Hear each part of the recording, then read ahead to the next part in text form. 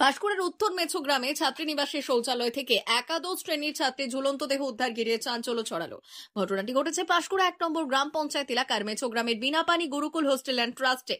জানা গেছে ওই ছাত্রী ওই আবাসিক স্কুলে একাদশ শ্রেণীতে বিজ্ঞান বিভাগে পড়াশোনা করত। পড়াশোনার পাশাপাশি নাচ আবৃত্তি সহ সব বিষয়ে পারদর্শী, খুবই মেধাবী ছাত্রী ছিল সে।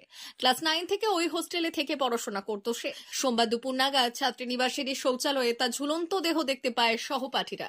খবর পেয়েই ওই প্রতিষ্ঠানের কর্তৃপক্ষ পুলিশে খবর দেয়। পাঁশকুড়া থানার পুলিশ এসে তার দেহ উদ্ধার করে এবং পাঁশকুড়া সুপার স্পেশালিটি হাসপাতালে নিয়ে গেলে চিকিৎসক মৃত বলে ঘোষণা করে। মৃতের নাম কুনামি টুডু, বয়স 17 বছর। সে পশ্চিম মেদিনীপুর জেলার কলাইকুণ্ডার বাসিন্দা। কি কারণে মৃত্যু তা স্পষ্ট না হলেও তার পরিবারের অভিযোগ, ওই আবাসিক স্কুলে সিনিয়রদের দাদাগিরি চলত। ছাত্রীকে নানানভাবে সিনিয়র ছাত্রীরা টর্চার করত বলে মৃত ছাত্রীদের পরিবারের দাবি।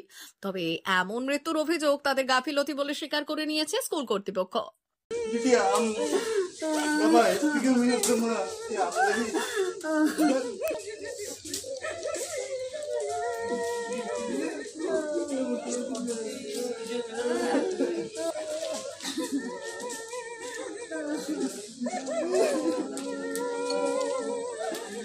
कथा को लेकर जाने के नाटक तो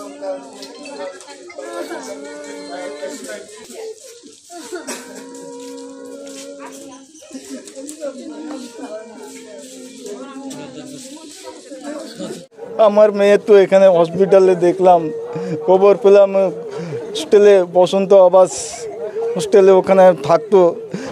ওখানে আজকে সকালে সুসাইড করলেন। কিন্তু দুদিন আগে বলেছিল ওর মাকে যে মা আমাকে এখানে ক্লাসমেট খুব টর্চার করছে, আমি এখানে আমার ভালো লাগছে না, বাবাকে আসতে বলো। কেন মা আমাকে বলো না? আমি তোমাকে বলতে পারবো না, বাবাকে বলবো আমি। কি এমন ঘটনা, কি এমন কি হয়েছে? আজকে আমি ডিউটি গেছিলাম, 10টার নাগাদ খবর পেলাম যে আমার মেয়ে নেই। তো আমি আর কি বলবো আপনাদের সামনে? যদি আমরা এরকম হোস্টেলে ছাত্রাবাসে যদি হোস্টেল কর্তৃপক্ষের উপরে আমরা রেখে যাই, তাহলে কার উপরে আমরা আশা ভরসা করব? কি গাইডলাইন কিছুই পাচ্ছে না। যদি থাকতো তাহলে আমার মেয়ে আজকে এই দশা দুর্ঘটনা ঘটাতো না।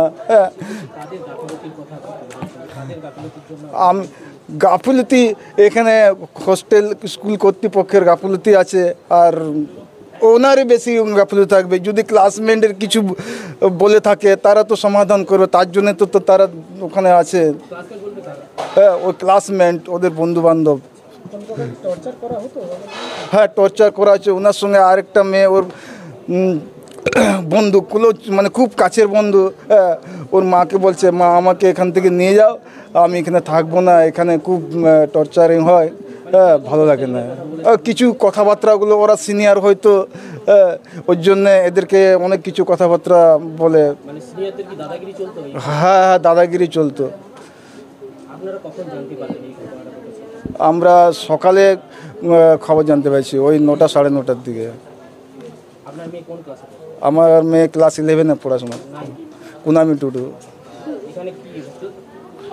এখানে বসন্ত আবাস, হ্যাঁ, উত্তর মেচগ্রাম বসন্ত আবাস থাকতো। আমার মেয়ে ক্লাস 9 থেকে এখানে পড়াশোনা করছে। এবছর মাধ্যমিক দিয়েছে, এখন ক্লাস 11-এ পড়ছে এখন। হ্যাঁ, ওটা উত্তর মেচগ্রাম বসন্ত আবাস।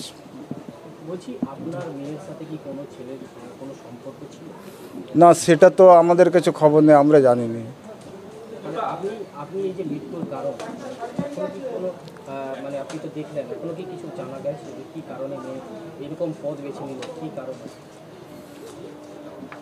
পদ বলতে ওকে কিছু এরকম আঘাত দেওয়া হয়েছে। এখন দেখো ক্লাস 11-এ পড়াশোনা করছে, কারোর সঙ্গে রিলেশন হয়তো থাকতে পারে কিনা জানি না। যদিও থাকতে পারে সেটা নিয়ে, কিংবা আমাদের পারিবারিক নিয়ে, কিংবা ওর হয়তো ক্লাসে সবথেকে ভালো পড়াশোনা, ফার্স্ট গার্ল, ওর জন্য ওই বিষয় নিয়ে কিছু হয়তো।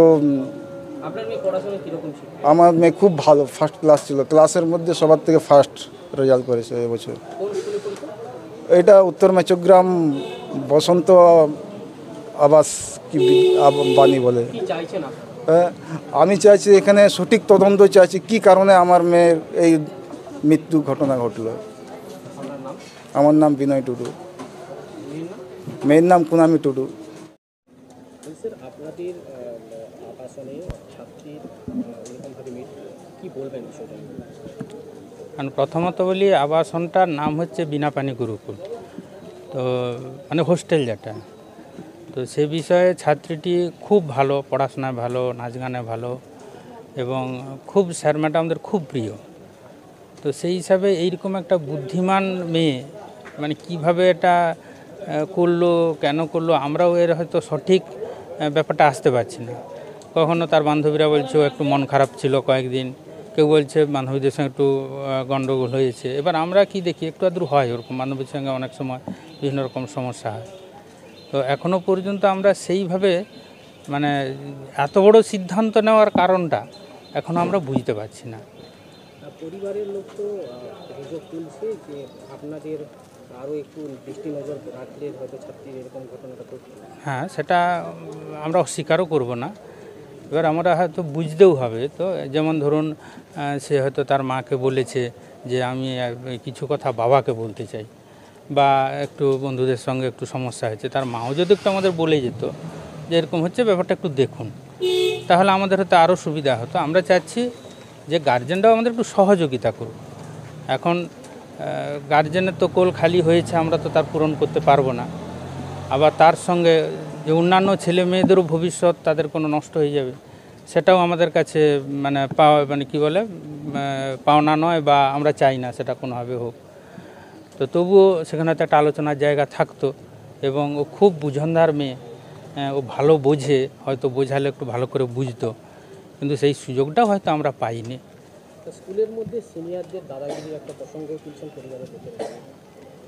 এখন ব্যাপারটা সে তো প্রত্যেকে জবানবন্দি দিয়েছে, এখানে সিনিয়রদের কিছুই ব্যাপার ছিল না। হ্যাঁ, এখানে সিনিয়র না, ওদের বন্ধু বান্ধবদের মধ্যে একটা সামান্য কি জামা পরা নিয়ে এটা মানে গণ্ডগোল। এবার আরও কিছু আছে কি না সেগুলো তো আমরা এখনও জানতে পারিনি।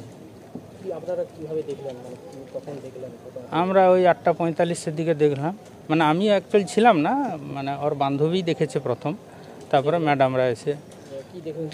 ওর বান্ধবী এসে মানে ওই ব্যায়াম হয়, লাস্ট একটা রোল কল হয়, সে খাতাটা ওর কাছে থাকে।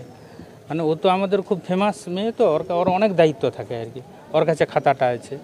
তো ওকে সেই জন্য খাতাটা ওকে খুঁজতে গিয়ে বলে কোথায় গেছে, আর ম্যাডামও ট্রেন ধরবে, একটু তাড়াতাড়ি করছে। তারপরে একজন বললো যে বাথরুমে গেছে। তো বাথরুমে গিয়ে দেখলো ভেতর থেকে লাগানো, ছাড়া দিচ্ছে না কিছুতেই। তখন ওর বান্ধবী বলছে আমাদের হচ্ছে উপর থেকে মানে পাশের বাথরুম থেকে উঁকি মেরে দেখা যায়, মানে সেইভাবে ব্যবস্থা আছে। তো ওরকম দেখছে, ওই অবস্থা দেখতে পেয়েছে। তারপরে দরজা টরজা ভেঙে ঢুকলো, তাকে উদ্ধার করলো, সঙ্গে সঙ্গে আমরা হসপিটাল পাঠিয়ে দিলাম। এই হচ্ছে ব্যাপার আর কি।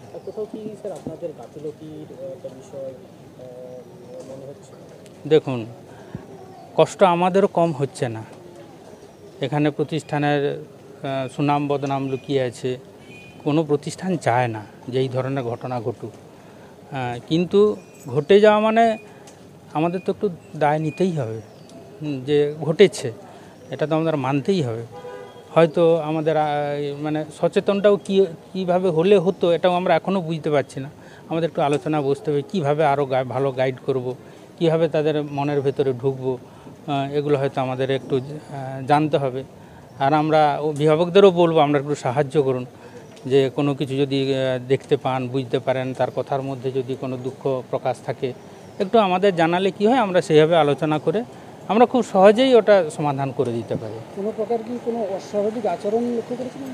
আমরা কিছুই বুঝতে পারিনি। যেমন আগের দিন সে 15ই আগস্টের জন্য নাচের প্র্যাকটিস করিয়েছে, হ্যাঁ, অন্যান্য ছেলে মেয়েদের সব প্র্যাকটিস করিয়েছে। তার মনের মধ্যে দুঃখ থাকলে তো ওটাও সে করাতে পারতো না। হ্যাঁ, এবার আমরা অভিভাবকদের অনুরোধ করব, দেখুন আপনার কোল পূরণ আমরা করতে পারবো না, কিন্তু আপনারা এটাও ভাবুন যে অন্যের ছেলে মেয়েদেরও কোনো অসুবিধা যাতে না হয়, সেটাও আপনারা ভাববেন। আমার নাম অমলেশ দাস, আমি বিনাপানি গুরুকুলের অধ্যক্ষ।